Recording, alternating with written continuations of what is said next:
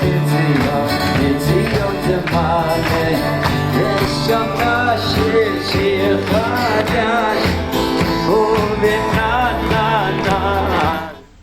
like to welcome back the viewers of Torah Anytime and Yibineh to the Kavanah Mitzvahs Foundation for our ongoing series, A Word for Your Shabbos Table and a Mitzvah for the Rest of Your Life, and then some. I'd like to thank the Sarowski family for hosting us.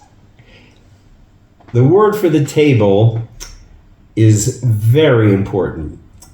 It's in Parshas Mishpatim, and it's in Perek Chaf Beis, Pasuk Chaf, 22:20. I'm just going to read it in English right now.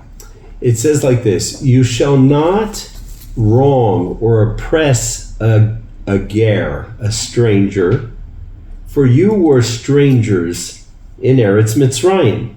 Okay? The commandment saying, warning us Jewish people, be sure not to speak negatively or hurt the feelings of someone who is a ger, a convert or an immigrant or a stranger. And it tells us why. The reason is you were gers. Don't put them down because you were also. And if you read it simply, it sounds like it's telling us we should be empathetic. If we went through such a situation, we should have extra sensitivity towards those who are now in that situation. Very nice explanation. I think the Ramban and the Sforno, they say it's like pointing out you should be empathetic to other people. Beautiful. Rashi takes a tougher stance. Listen to what Rashi says. Why is it that we should not verbally oppress a ger? Because if you put him down, he could put you back. He could put you down. Here, it almost sounds like tit for tat. Don't impress him because he could impress you back.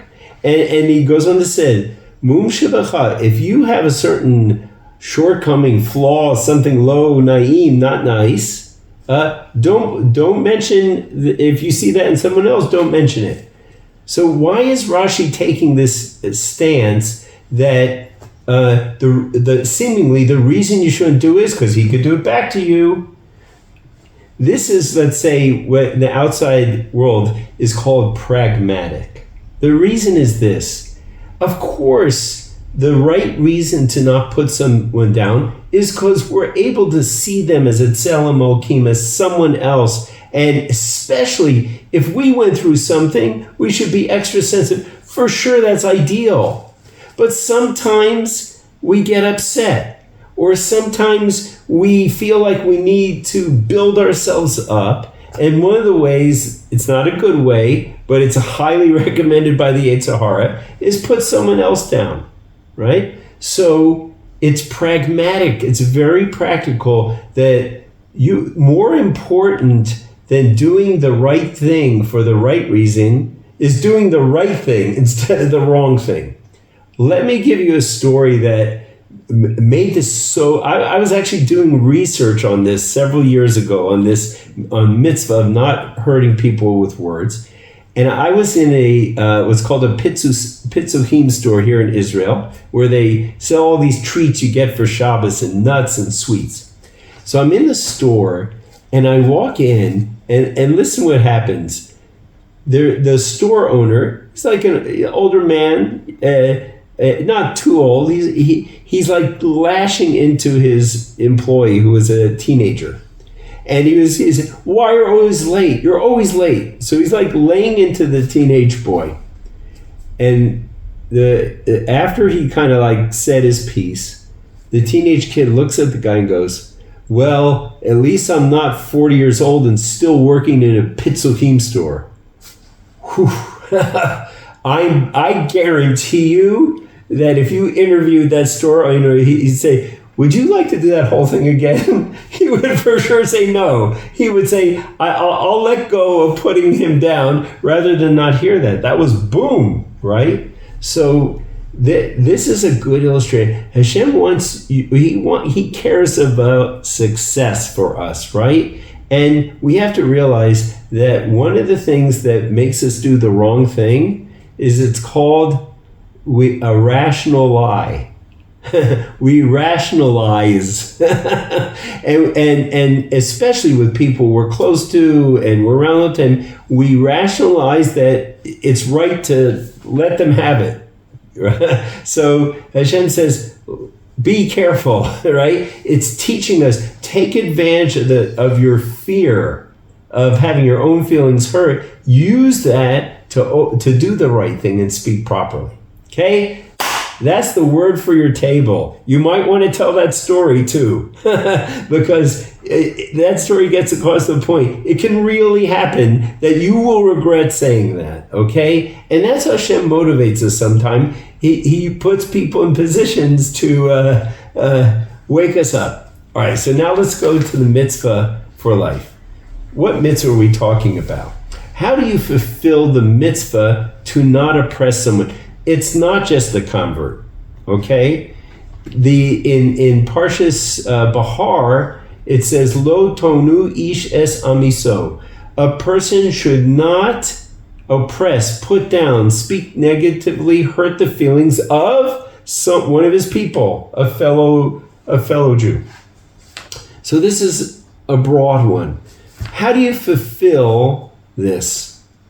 Okay, want to watch me fulfill it? I'm fulfilling it. In other words, this is a don't do, right? It's not a mitzvah. It's not like reciting a Tehillim or smiling at a person. You're not doing anything.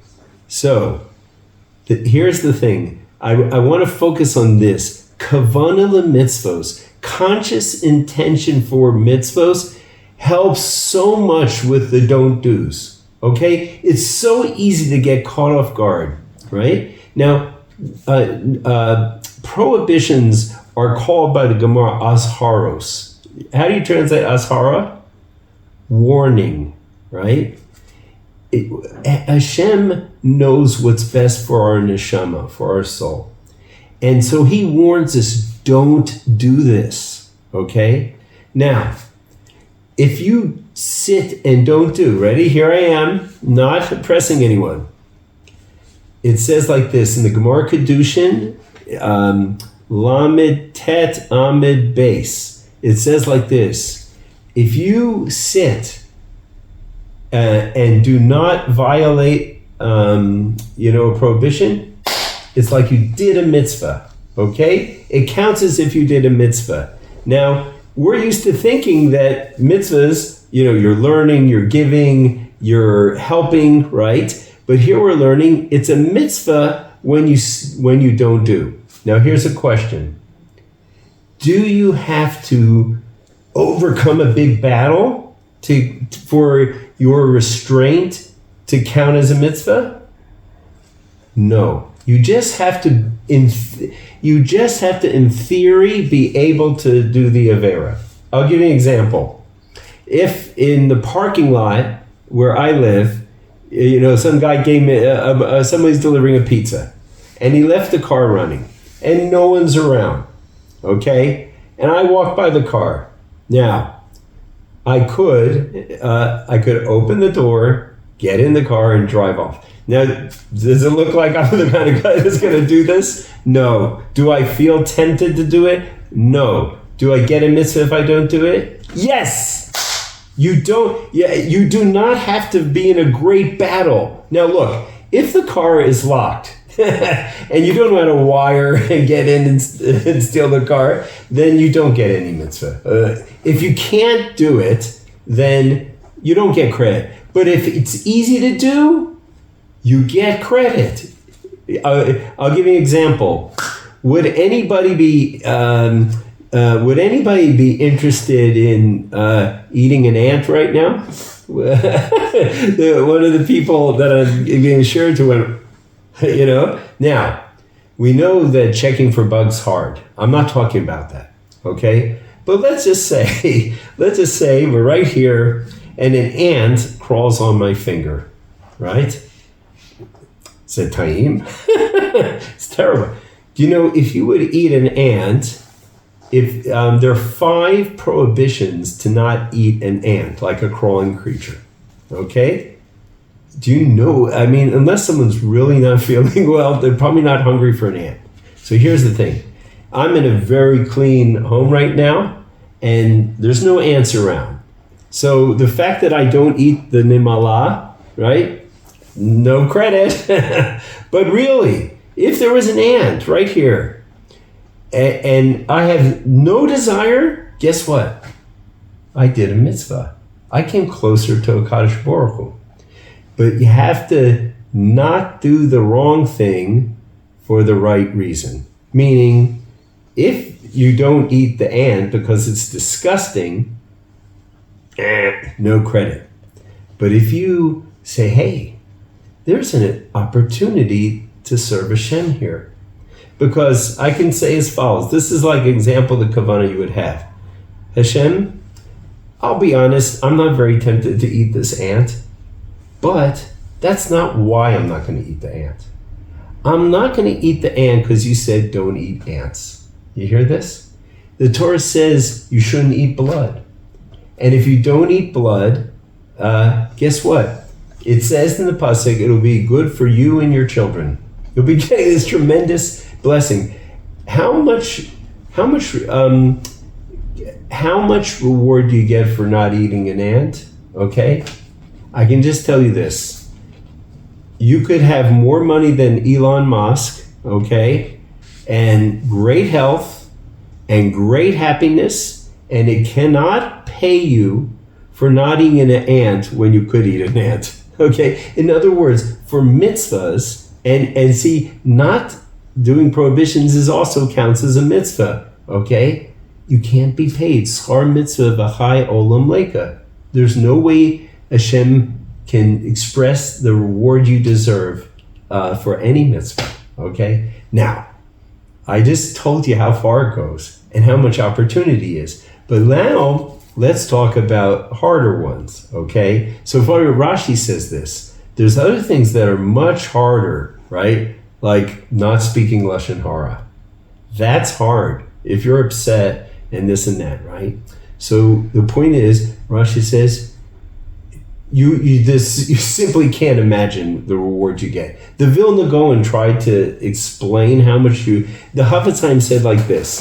The Hafetz Chaim said in his introduction to his book, it was worth it for me to write this book if one person, imagine how many people have done it, one person, one time, stopped and didn't say something bad. Okay, so he brings, the Vilna Gaon says that the angels are, the malachim are like these pure seichel. They're so smart. They're so much smarter than AI, than the brightest people in the world, but they could not express to you how much reward and closeness to Hashem you get. Okay, so what I would like to say, kavanah lemitzvahs, this is such a marriage. Not doing the wrong thing. Prohibitions and KLM are such a marriage. Why? Because, you'll hear like, God forbid, someone's sick and they'll say, we're taking on an hour to not speak Lashon Hara. There'll be groups of people, right? Shmirat Lashon. So you imagine the thing is, so that creates a consciousness. But even better, is to say, let's say you're going to have a conversation with someone, right? Stop, even if you just do this, start training yourself. You do it once a day. For me, it's easy. Like if I'm teaching or have a rusa, I open up and say, besides fulfilling the mitzvah of learning Torah, we have in mind to not put people down, not hurt people's, not speak Lashon Hara, let's say, right? Like right now, here's another example. I'm being filmed. I could say something negative about a Jew, or a group of Jews, God forbid, right? Am I interested in doing that? To be honest with you, no.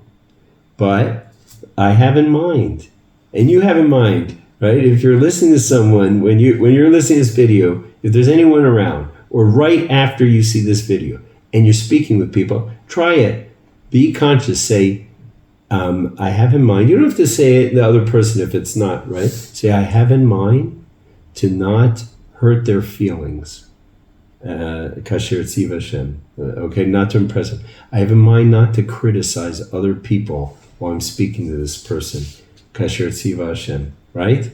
And that refraining is just absolutely powerful. You're getting so close to Hashem, and you're consciously not doing the wrong thing for the right reason. Okay? Try it at home, try it at work, try it in shul, try it in the Beis Midrash, try it in the seminary, try it everywhere. Okay? Hatzlacha Rabbah.